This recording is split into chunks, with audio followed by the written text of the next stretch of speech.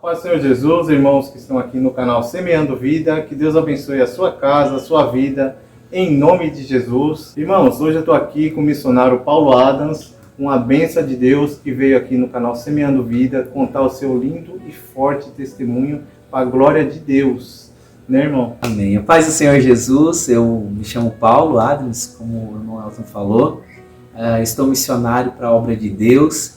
E eu tenho um testemunho porque Jesus me tirou da bruxaria, Jesus me tirou do travestismo, fui pai de santo no estado de São Paulo e hoje estou liberto por Deus, para a glória de Jesus. Eu quero te contar um pouco do que Deus fez na minha vida. Amém? Amém. Homem de Deus, a gente pode ver a transformação que Deus fez na vida do nosso irmão.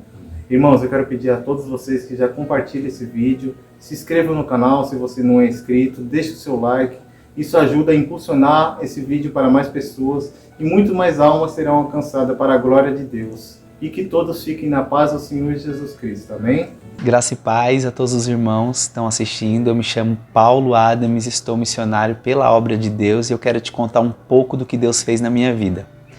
Eu recebi essa oportunidade em Cristo de poder falar das grandezas do nosso Deus. Nós servimos um Deus que muda a vida e restitui caráter. Eu sou filho de pastores, então eu nasci dentro da igreja evangélica. Sou do ano de 86, então naquela época os regimes eclesiásticos eram bem mais rígidos do que hoje. Cresci ouvindo e pregando a palavra de Deus, vendo os meus pais mencionarem o nome de Jesus. A minha mãe é uma grande missionária de Deus e a minha maior intercessora. E desde criança eu cresci no berço evangélico, caminhando com Jesus. Aos 8 anos de idade eu fui batizado com o Espírito Santo. Com 10 anos de idade eu já pregava nas igrejas e no dia 20 de dezembro de 98 eu fui batizado nas águas. Passando esse período eu comecei a sofrer alguns ataques espirituais, na verdade. Eu tinha muitos sonhos, muitas perturbações e aquilo tirava a minha paz. Eu acabei sentindo um desejo que não era costume e que era abominável até aos meus olhos e queria achar solução para aquilo. Eu comecei a ter um espinho na carne e aquilo foi me direcionando e saindo do foco e da visão de Cristo.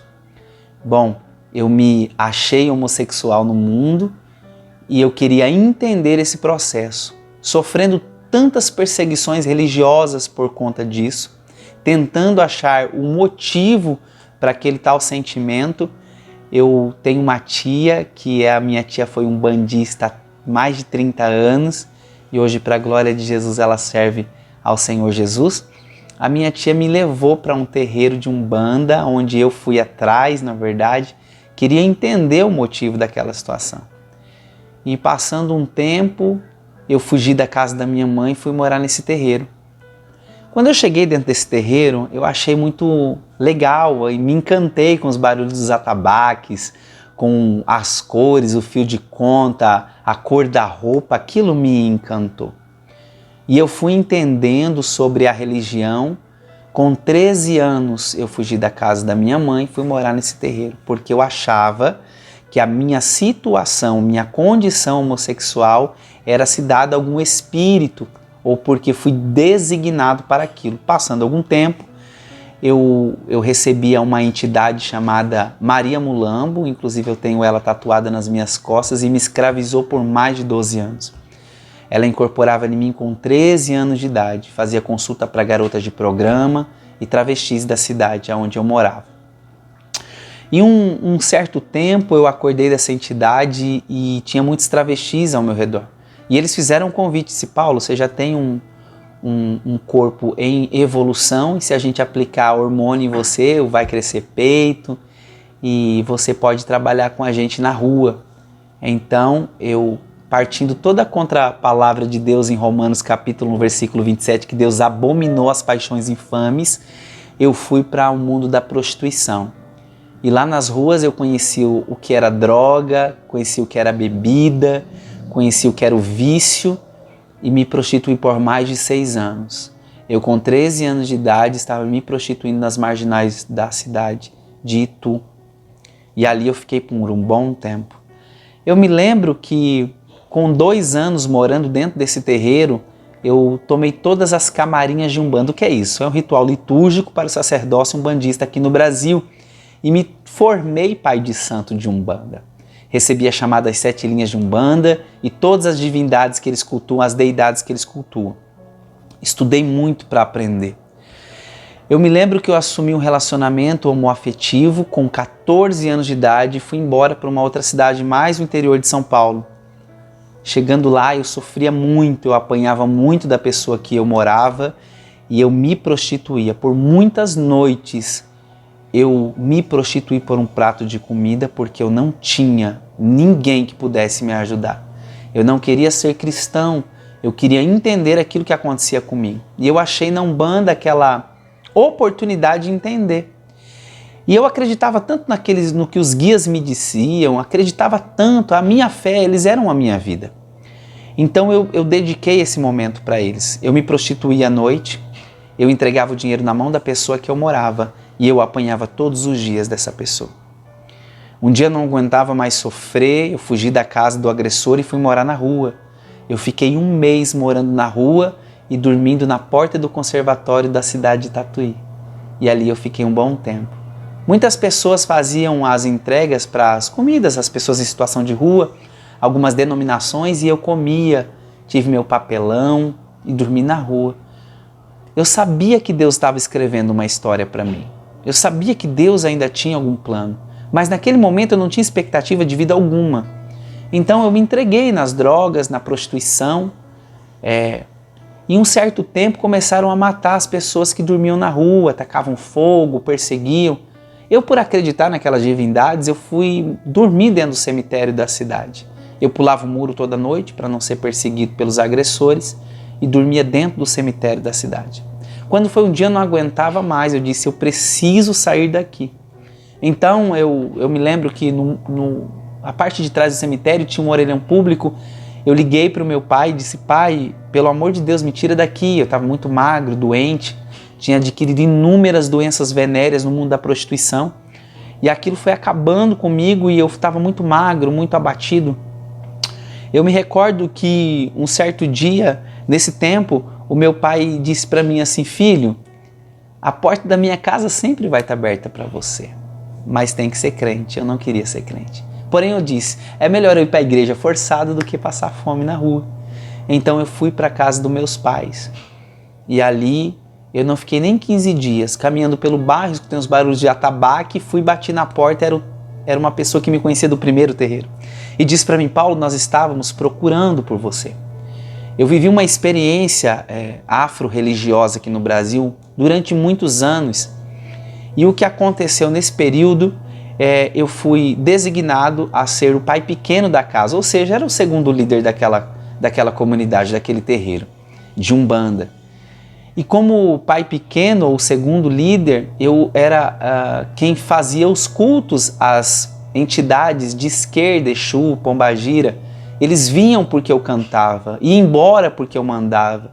Então comecei a fazer os cultos para essas entidades. Um certo tempo, quando eu terminei um dos rituais, eu entrei dentro do quarto e fui para dormir, tomei um banho, deitei na minha cama, do lado tinha um criado mudo com um telefone fixo, e na época, quando eu deitei na cama, eu esqueci de apagar as luzes, e quando eu olho, eu vi uma mulher na porta. Essa mulher estava com uma saia até os pés, estava nua, da cintura para cima. Eu sabia que era aquele demônio que eu recebia. E eu sabia que ela não estava boa. Eu perdi a força dos meus braços, a força do meu tronco, dos membros. Eu fiquei paralisado em cima da cama. Ela com os 2 pés sobre os meus peitos. Ela subiu com os 2 pés e com uma mão ela me enforcava. E com a outra mão ela apunhava como se fosse me esfaquear. Foi muito nítido para mim aquilo. Eu entrei em desespero, tentei pedir ajuda do pai de santo que estava no quarto do lado, mas a minha voz não saía. Eu sabia que ela estava indo me matar. Ela dava muita gargalhada e eu pensei que era o meu fim naquele dia. Quando, de repente, eu bati a mão no telefone do lado, eu disquei o número da casa da minha mãe. E a única palavra que saiu da minha boca foi mãe. pelo amor de Deus, vem fazer o apelo que eu quero ser crente. A minha mãe entrou com 15 minutos, a minha mãe chegou nesse terreiro. A minha mãe quebrou o José, a Maria, o Pilintra, a Padilha, a fulana, a ciclana e apontou o dedo para o Pai de Santo e disse: no meu filho não, Satanás, eu e a minha casa serviremos ao Senhor. E depois desse tempo eu fui para a igreja, passei todos os processos de libertação. Pela Assembleia de Deus eu fui ungido a cooperador, eu estou abreviando os anos. O Senhor foi trabalhando nas nossas vidas e eu fui direcionado pelo ministério a um campo missionário em São Bernardo do Campo, em umas comunidades. Nesse tempo nós fazíamos vigílias, foi a época que eu comecei a fazer culto dentro dos presídios, ganhamos muitas almas para Jesus e o nome do Senhor foi glorificado. Mas a Bíblia diz que nós temos que vigiar e orar. E quando a Bíblia diz vigiar, é porque o diabo, nosso adversário, ele está ao nosso redor esperando apenas uma brecha. E eu não vigiei. Em campo missionário, eu caí na fé. Eu tinha olhado para o homem e tinha tirado a visão de Jesus. E o homem é falho, o homem erra, o homem é pecador, mas o nosso Jesus é um Deus que veio para dar vida e Ele é santo. E importa que Ele seja glorificado independente da situação. Eu me lembro que na época eu liguei para minha mãe e disse: mãe, eu não sou mais crente hoje. A minha mãe, bem pentecostal, deu aquele grito: o sangue de Jesus tem poder, Paulo, hoje você é um obreiro. Já tinha unção de missionário, você é obreiro e não pode desviar. Eu disse: já fui. Os crentes só enganam. Eu fui muito enganado por pessoas e atribuí isso no próprio corpo de Cristo. E voltei para a cidade de Itu e a primeira coisa que eu faço é voltar para a Umbanda. Ao passar dos anos, eu inicio o meu primeiro terreiro na rua Rubens Colim 91, na cidade de Itu. Eu tive o meu primeiro terreiro, iniciei a Ana e a Andréia. A Ana para ser a mãe criadeira da minha casa e a Andréia para ser mãe de santo. Eu falo o nome delas porque hoje elas são salvas em Cristo também, para a glória de Jesus. Eu iniciei 25 pessoas para a Umbanda e foi passando um certo tempo, eu disse: eu vou abrir um terreiro de candomblé. Eu quero conhecer o que era o candomblé. A diferença, para os irmãos entenderem, é que a Umbanda é uma religião brasileira. Então o idioma é o português. O candomblé que eu fui iniciado é de Queto, o idioma é o Yorubá, onde eu aprendi posteriormente a cultuar essas divindades africanas no Brasil. Com o terreiro aberto, um certo dia eu chego na Andréia e disse: Andréia, eu estou indo para o candomblé. Ela deu um grito e disse: pai, você vai ser crente? Eu falei para ela: eu nunca vou ser crente. E hoje eu estou te contando esse testemunho para a glória de Jesus. E eu me lembro que depois disso eu disse: eu estou indo para o candomblé. Eu fui para a cidade de Barueri, me iniciei no candomblé de Nação Queto. Iniciei para uma divindade africana e fui conhecer o idioma e conhecer o que era o ritual candomblé. 21 dias no roncó, um quarto escuro, com egé, sangue descendo sobre o meu corpo.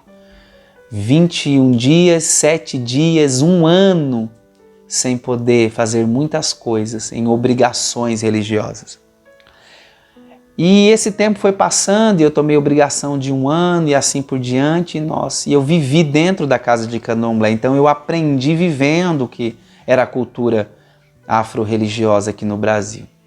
Estive em Salvador por muito tempo, aprendendo, estudando, participando dos ritos sacros, da religião, e por aí foi acontecendo.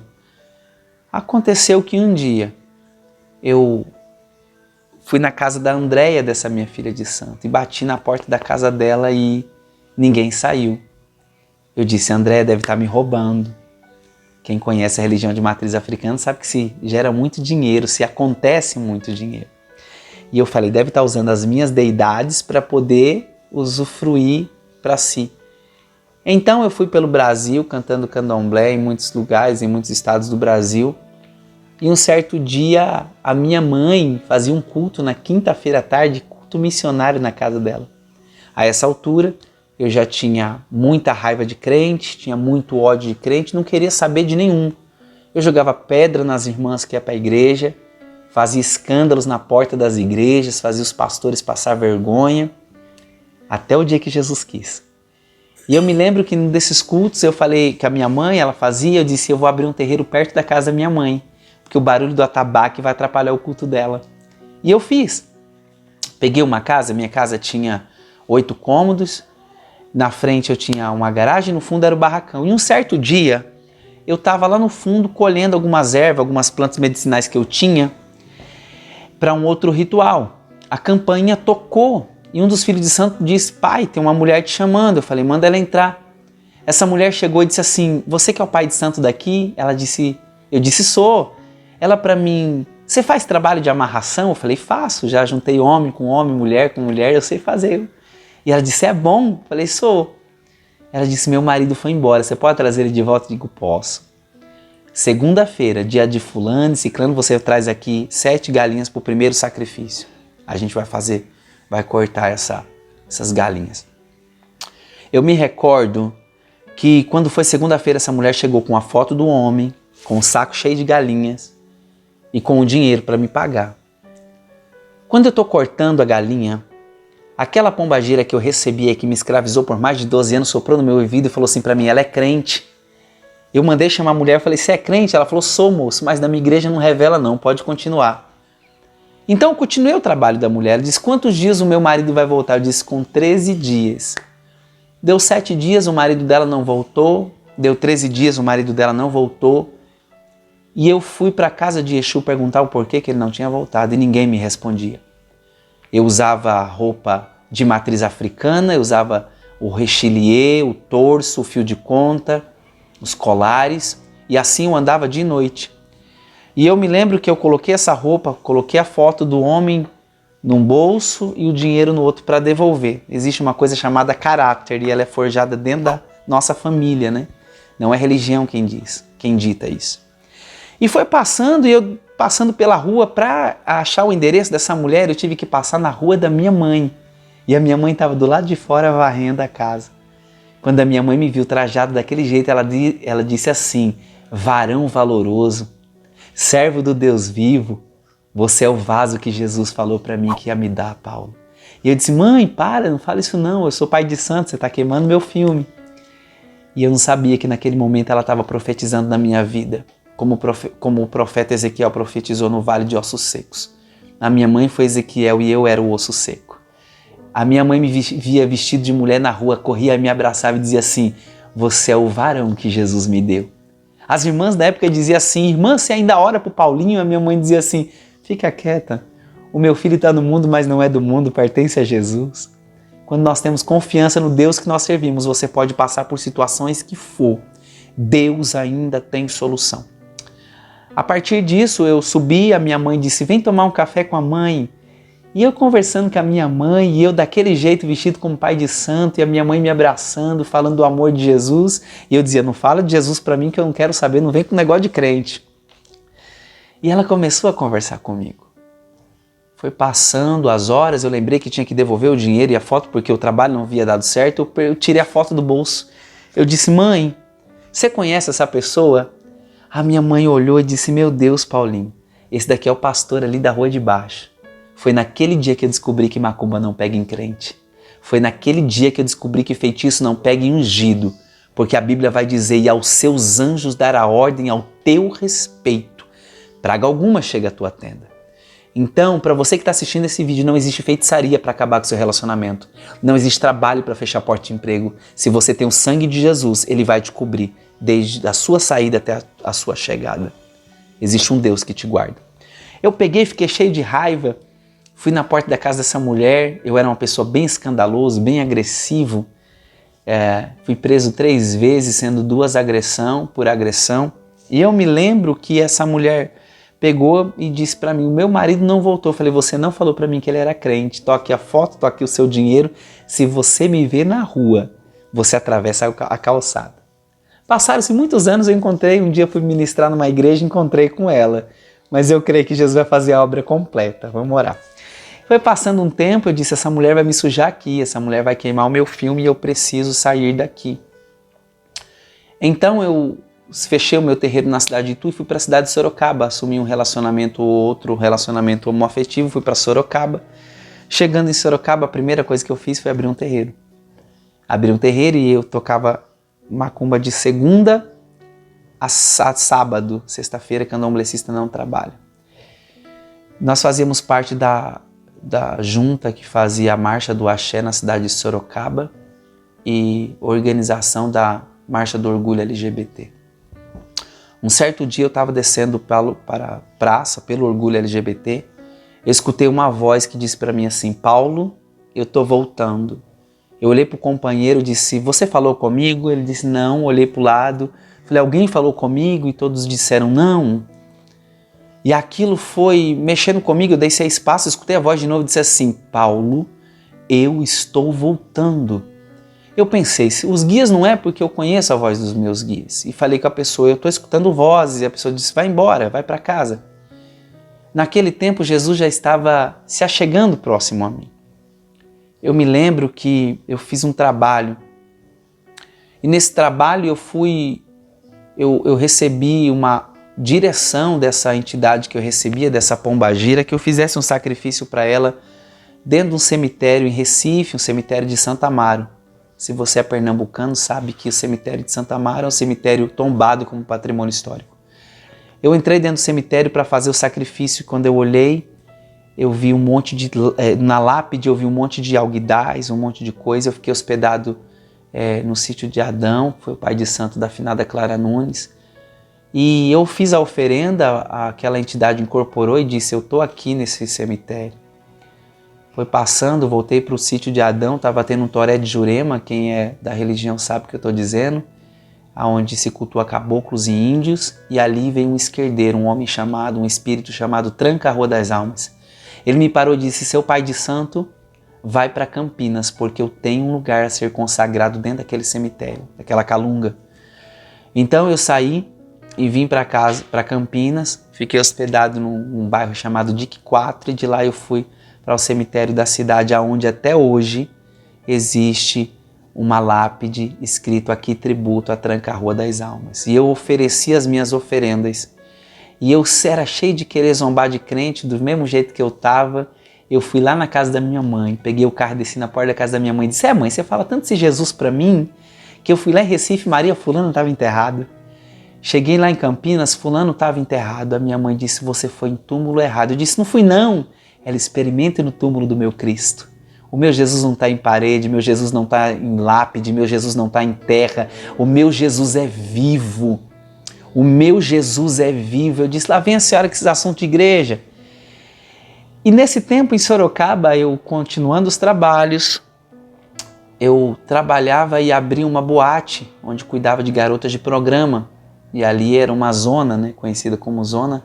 Eu fui um dos gerentes dessa zona e fazendo trabalho com pombagira dentro dessas boates e o negócio sempre ocorrendo. Um dia Jesus me fere com uma doença chamada depressão. Aí você vai perguntar: por que Jesus te feriu? Ele não é da vida? Mas o meu Jesus também, ele fere, ele nos ensina. A Bíblia vai dizer: e ai daquele que tocar nas meninas dos meus olhos. Eu fui um pai de santo que perseguia a igreja de Cristo. Eu persegui homens e mulheres de Cristo. E a igreja de Cristo tem um dono. O povo de Deus tem um dono. E o dono um dia desceu para se encontrar comigo. Eu adquiri essa enfermidade, foi parando os meus rins e a depressão foi acabando comigo. Um certo dia liguei para o pai de santo que cuidava das minhas coisas em Osasco e ele disse: filho, vem para cá, a gente vai fazer os ebóis de cura e você vai melhorar.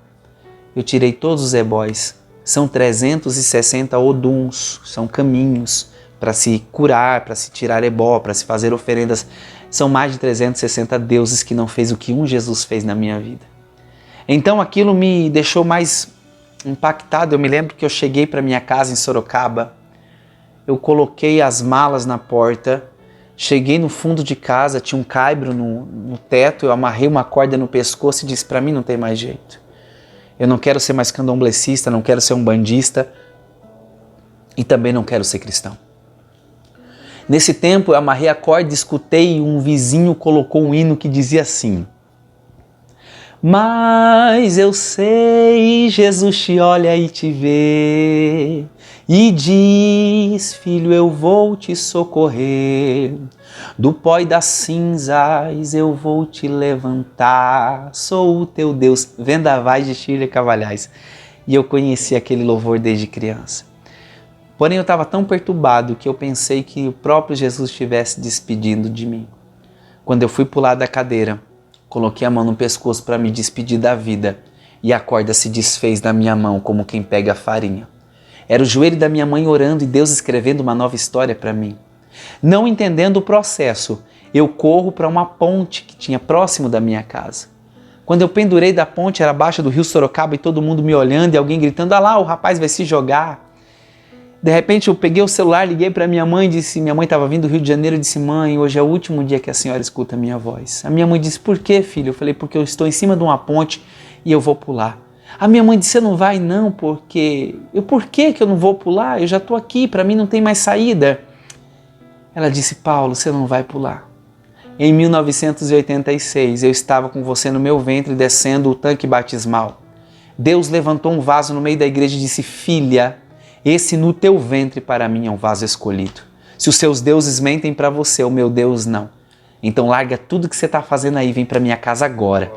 Se depois de 7 dias você quiser morrer, Paulo, é com você, eu só quero você 7 dias. Naquele tempo, eu pulei de volta para a linha, para a ponte que eu estava, era uma linha férrea, peguei um carro e fui para a casa da minha mãe. Eu disse: mãe, eu não quero ver a cara de crente, eu não quero ver pessoas, eu não quero ver ninguém aqui. Minha mãe disse: não, filho, você vai ficar tranquilo.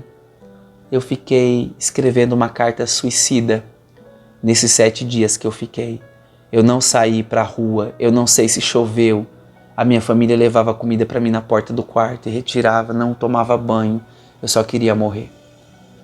Quando deu 7 dias, a minha mãe bateu na porta do quarto e disse: filho, se arrume e vamos para a igreja. Eu disse: nunca, de jeito nenhum. 12 anos, a senhora nunca me chamou, eu não quero saber. Ela não me chamava porque eu brigava com ela. Então, ela achava melhor entregar na mão daquele que poderia resolver o problema, que é o próprio Jesus.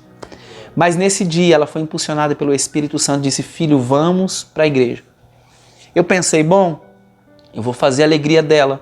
Me despeço do Jesus dos crentes, vou na rodovia que tem próximo da casa da minha mãe e pulo na frente do caminhão. Minha mãe vai pensar que eu sofri um acidente, quando na verdade eu vou estar parando de sentir essa dor que só quem passa pela depressão sabe o que eu estou dizendo. É estar no meio de todo mundo, mas a tristeza é enxergar tudo cinza, é não ter alegria, é não ter força de vontade. Eu não tinha mais esperança. E eu disse: mãe, vai primeiro a senhora na igreja? A minha mãe foi.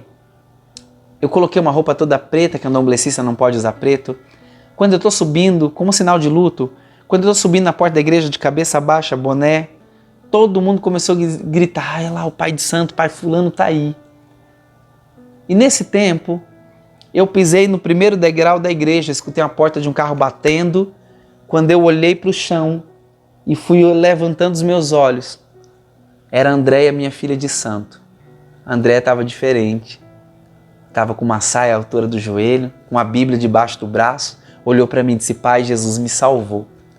Eu fechei a cara para ela e falei: depois eu resolvo isso com você. Quando eu pisei dentro da igreja, a mãe dela, que era a mãe criadeira da minha casa, já estava sentada no círculo de oração. Os ogãs que batiam os atabaques já eram diáconos da igreja. Aquelas pessoas que eu tinha iniciado estavam todas na igreja. E eu tinha muita raiva, eu disse: esse pastor vai apanhar, porque Jesus fechou meu terreiro.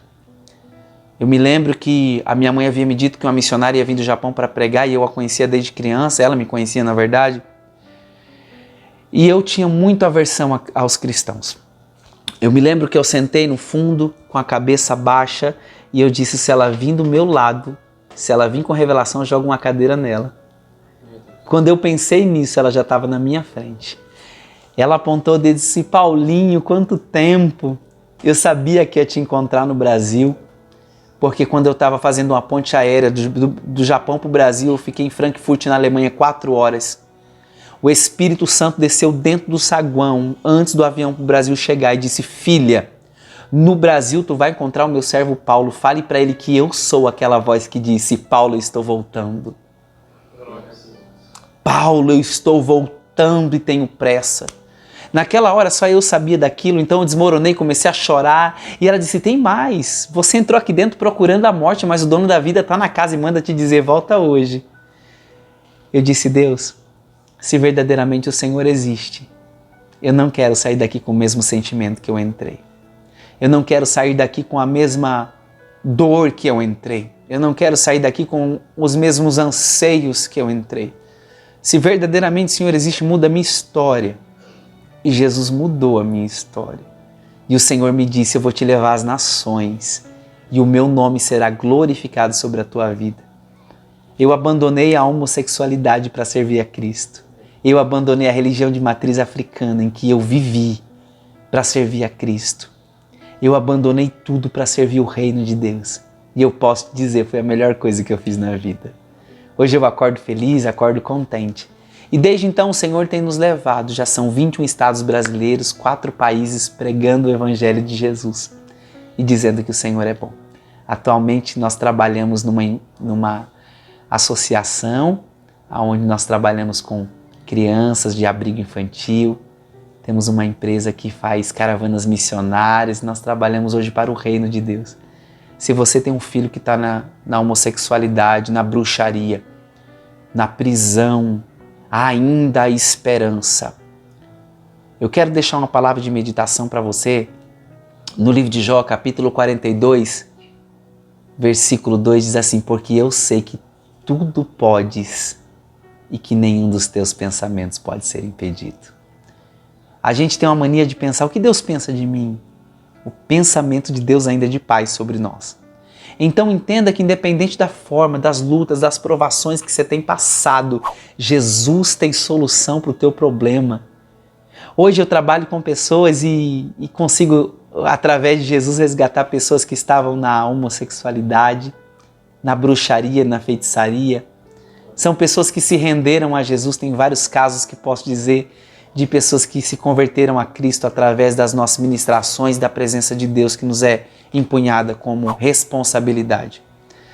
Atualmente eu tenho um canal no YouTube, chama Missionário Paulo Adams. Você pode seguir se você sentir de Deus. Acredito que vai ter um link na descrição, onde eu falo sobre missões.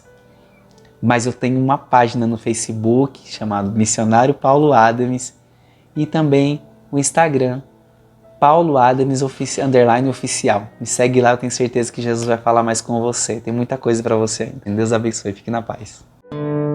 Canal Semeando Vida. Deus dá o crescimento à semente que é plantada em terra boa. Deixa aqui o seu comentário, se inscreva no canal e ative as notificações para receber mais conteúdos que irão abençoar a sua vida. Até a próxima e fiquem com Deus.